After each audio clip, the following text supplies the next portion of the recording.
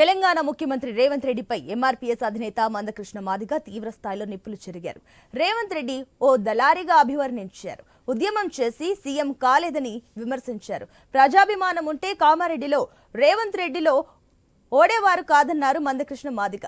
కడియం శ్రీహరిని తానే పిలిపించానని చెప్పిన రేవంత్ రెడ్డి ఇప్పుడు ఎమ్మెల్యే పదవికి రాజీనామా ఎందుకు కోరలేదని ప్రశ్నించారు.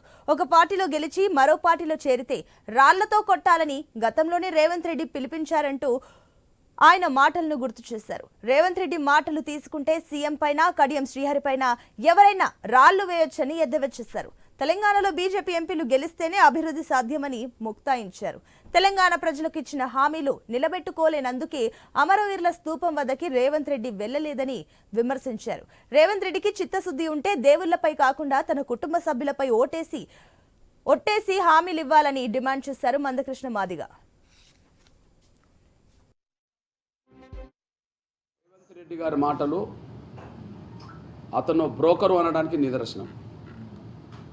రేవంత్ రెడ్డి గారు ముమ్మాటికి బ్రోకర్. ఆయన ఉద్యమాలు చేసి ప్రజల అభిమానంతో ముఖ్యమంత్రి కాల, బ్రోకరిజం చేసే ముఖ్యమంత్రి అయ్యాడు. ఆయన వల్ల ప్రజాభిమానం ఉంటే ముఖ్యమంత్రి కాల.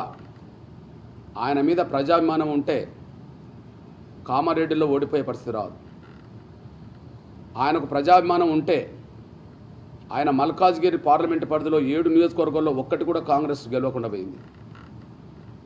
ఆయన సొంత పార్లమెంటు మల్కాజ్గిరిలో 7 నియోజకవర్గాల్లో ఒక్కటి కాంగ్రెస్ గెలవలే.